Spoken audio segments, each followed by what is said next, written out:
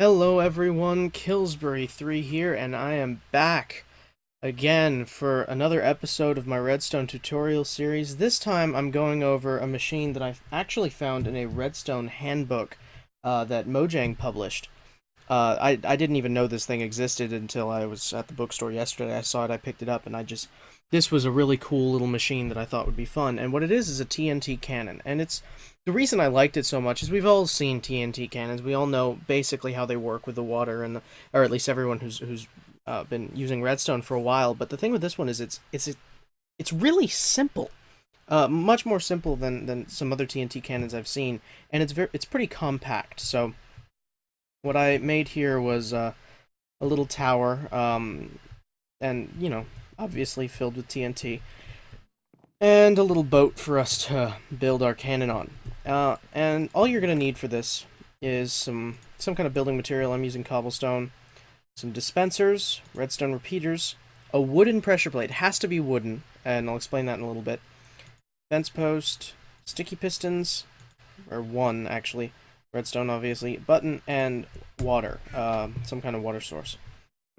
And first thing that you're going to have to do is put this 3 blocks at the front. I already did that just so that I would have a marking for the center, but yeah, you're going to need 3 blocks, and on this side you're going to build 3 up, and this side you're going to build 2 up, and it really doesn't matter which side. And you're going to put the dispenser, assuming I can, facing in. Alright, so you have that shape. And you're going to put the fence in the middle and a pressure plate on top of that. And the reason the pressure plate is there is because the TNT that is being fired is going to come out of this dispenser.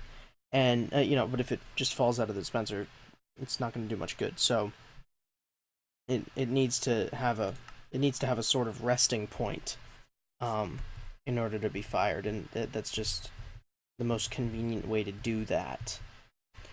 Alright. After that, you're going to need to put 4 blocks back from here. This is where the water is going to go. And on this side, you're going to line up 4 dispensers. And make sure it's on the opposite side from this. That's kind of important because the circuitry is going to be running all over the place. It's just too complicated to put it on the same side. It's much easier to put it on the opposite sides. And on the side with the dispenser, you just put a wall to hold the water in, because that's where the water is going to be going. And back here, you're going to do pretty much the origins of a simple clock circuit. In the book, this actually was a clock circuit. I don't like it like that, personally. I prefer it to not be a clock circuit. That's just me. I like being able to control every fire. If you want to have it on automatic fire, I do have another cannon set up over there that will that and I can show you what that's like. All right, after you do that, this is all the blocks that you need to build for the time being. You're gonna just put 1 sticky piston in this empty corner, put a cobblestone block on top of that. So you're done with the cobblestone. Next, you're gonna want to set up circuitry. So you're gonna take your redstone and shift click. That's important, because if I were to just right click on the dispensers now, it would open up the dispenser menu. So if you hold shift, you can place it down, no problem. So hold shift and put down redstone on the top. Make sure it's set up like that. It just makes it much more compact, easy to use. The whole thing is only 3 blocks wide, and 1, 2, 3, 4, 5, 6, 7, 8. You need, and 9 blocks deep, if you count the button on the end. So yeah, it's much more convenient. And you could set up, repeaters all along the side facing in, and that's just too messy for my taste. So put them all there, and then on this side, you're gonna put repeaters all the way up. 6 repeaters, and just go ahead and set them all to the maximum, or 4 of them anyway, to the maximum ticks. And there's 2 over here. You don't do anything. And then 1 over here, and 1 over here, both set to the maximum ticks. And then you're going to fill in the corners with redstone, so it looks like that. And all along this middle, make sure to put water all along the middle. I already did 1 take of this, and I only put water on the back block. thinking that it would work, and in the very last dispenser, the water level wasn't high enough to nullify the TNT, and it blew up my entire ship, which is why this one is so terribly made, because I didn't want to deal with building another nice one.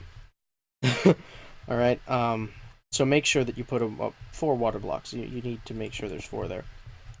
And, I'm going to, because this is going to bother me if I don't, I'm going to fill in this back area over here. Alright, and then you just put on either side of this block, really, or both, whatever, you put a button. And now, all that's left to do is fill up every dispenser with TNT. This is a little trick that I like to use when you're in creative. It works in survival to some degree. A lot of people don't know that if you mouse over an item and you press one of the number buttons, 1 through 9, on your keyboard, it'll put it in the corresponding slot. So if I press 1, put it in the 1 slot. In creative, it'll put the full stack. In creative, since this is maximum, it's an infinite stack, it takes the maximum amount, with 64, which means if you want to fill up your item bar with one item, like in this case TNT, I want 9 stacks of 64 conveniently for each dispenser. And that's just me. You can do whatever. You just slide your fingers across and you have 9 stacks of 64, and then you can just fill up. So I can keep this thing going forever. And honestly, I don't need that, so I'm just going to do that. Wait. And you want to make sure that there's at least 1 TNT block in every slot, just to make sure that it won't misfire. Because you don't want to have one at the end go off and nothing happen in the and nothing happen in the water, because then it won't launch the TNT and your ship will just explode. So yeah, that is the entire cannon. That is the whole thing. Like I said, it's exceedingly simple, and to fire, you just push this button.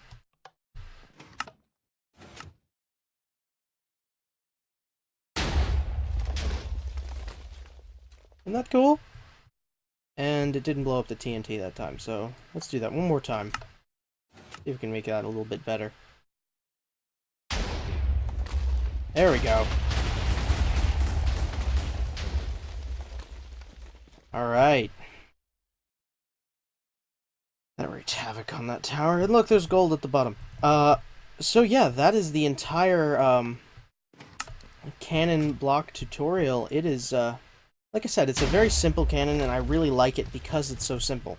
And if you want to make it so that the TNT explodes closer to your ship or farther away, you have these extra repeaters, and that'll make it so it probably won't explode until it hits the water.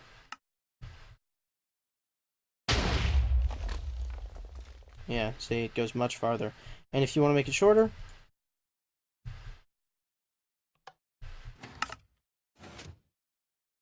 oh, that's not good. Yeah. Let's make it a little farther than that, just for safety's sake.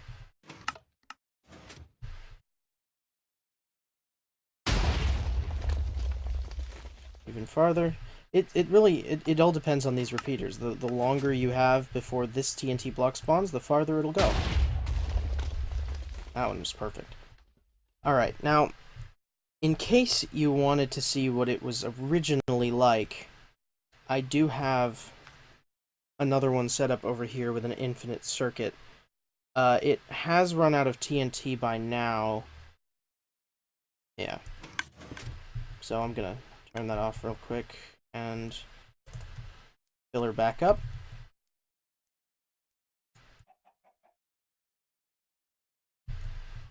Just give me a moment here. I'm going to fill. So, like I said, you don't. If you have 5 stacks of 64, or honestly 1 stack of 64 is probably enough to make the entire thing function properly. You want to make sure that you have the 4 in the main body of the cannon working, because if you don't, that would be very bad. Because like if you want any of them to not be completely full, it's this one.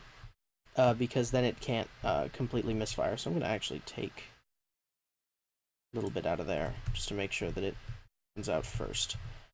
And some redstone, and a button.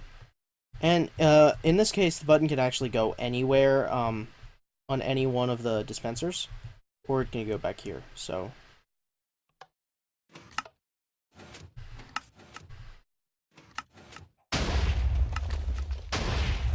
as you can see, this is just gonna keep firing. And it also, whoops. It's not terribly accurate. It will stay pretty much in the middle, but the height and distance it goes varies. The time before it erupts stays constant, but... And I'm gonna shut this off.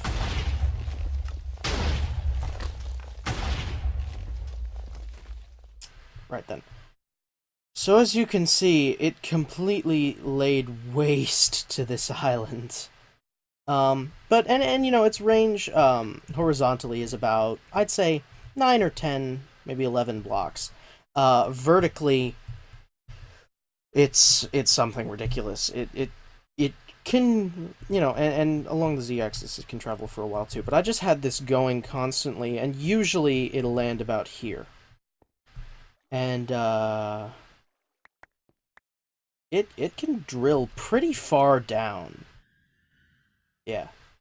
So useful for constant drilling if you need to hollow out a cave or you don't really care about the resources.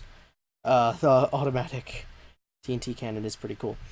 So that is all for this episode of the Redstone tutorial series. I hope you enjoyed. If you did, please leave a rating, don't forget to subscribe to this YouTube channel, as well as leave a comment suggesting any suggestions or comments. Leave them below. Don't forget to like our Facebook page, Gamers Creed. It's the link is in the description. We don't just post about Minecraft. That's basically my specialty. We post about, you know, a whole bunch of games, League of Legends. I post a lot about Minecraft as well as other Let's Plays. Even some games that aren't video games, like Magic the Gathering. We have one admin who specializes in that. So yeah, really anything about gaming you can find on that page, and we're constantly adding more stuff. We're really trying to get this thing off the ground. So go like our Facebook page if you haven't already. And that's also where I post all of these updates. So I hope you enjoyed the video. Don't forget to leave a rating. And that's about it. So I will see you all next week.